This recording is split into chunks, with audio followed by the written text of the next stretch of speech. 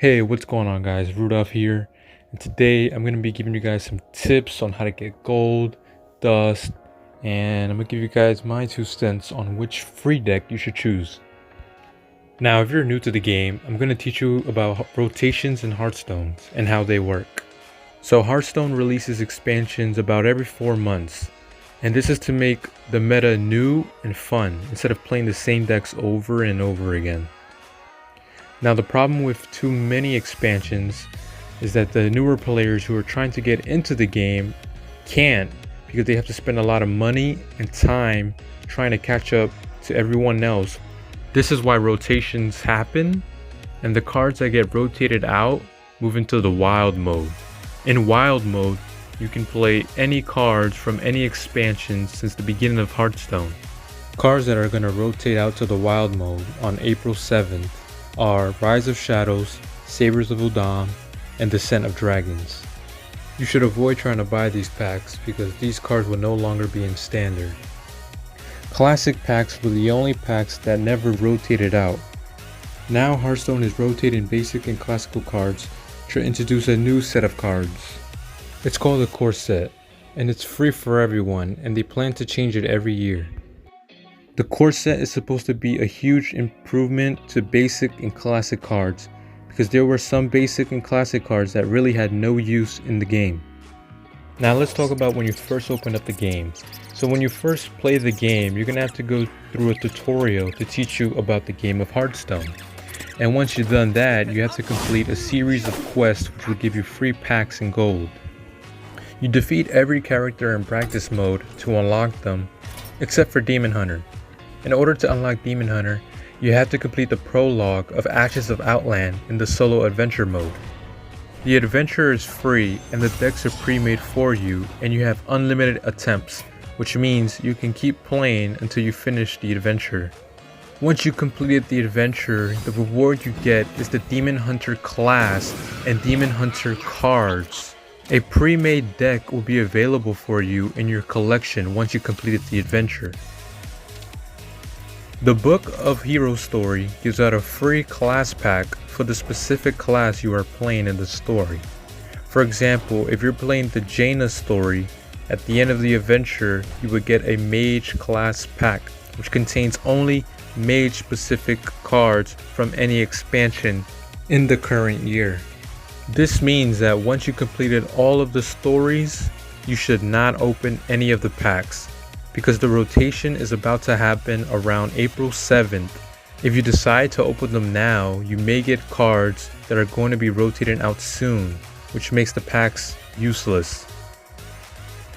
There are 3 main ways to get gold. The first is by gaining XP, and you do that by completing quests and just by playing the game. A new daily quest is given to you daily. 3 weekly quests are given to you every week, which is why you should complete your quest so you don't lose any value in gold. Certain game modes give more XP than others. Ranked, Standard, and Wild give the most with 400 XP an hour. Casual mode and the other 3 game modes give 300 XP an hour. And solo adventures only give 150 XP an hour. This means the best way to gain gold is by always completing your quest in time so you don't lose any value, and by trying to play ranked more often. You can still play other game modes, you just have to make sure that you're grinding the game so you can gain more XP. The other 2 ways of gaining gold is by playing Arena and Heroic Duels, but those are not recommended for newer players because they cost 150 gold to enter, and it's more for the experienced players, since you need a certain amount of wins to actually make a profit. Dust is used for crafting cards you want or you need because you couldn't get it in the packs you opened. Dust is attainable by mass disenchanting duplicate cards or by disenchanting cards. You can also get it from arenas and heroic duels. I don't recommend disenchanting cards that you don't have duplicates of, because the dust you get back is usually not worth it. Disenchanting golden cards gives back the original amount it will cost to make a regular version of it. This is why I recommend only disenchanting golden cards that are weak or are rotating out, or that cards you never touch. That's the only way to gain dust as a free-to-play player, which kinda sucks, but what can we do? I would suggest saving your gold for the new expansion that comes out March 30th, but if you're impatient like me and you want to start climbing, I would suggest opening School of Man's Academy packs first.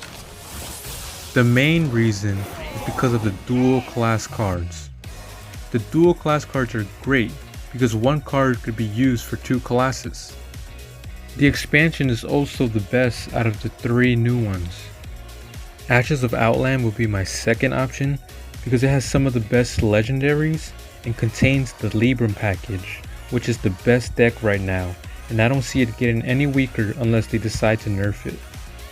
But I still believe the safest choice is the School of Man's Academy pack because they also have some really good strong neutral cards.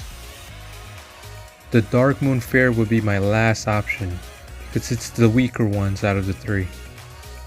Now once you graduate from the apprentice ranks, you get an option to choose a free deck from any class, and we're going to go over which class and which free deck you should choose. Now after looking at the decks for quite a while, I think there's only two good options.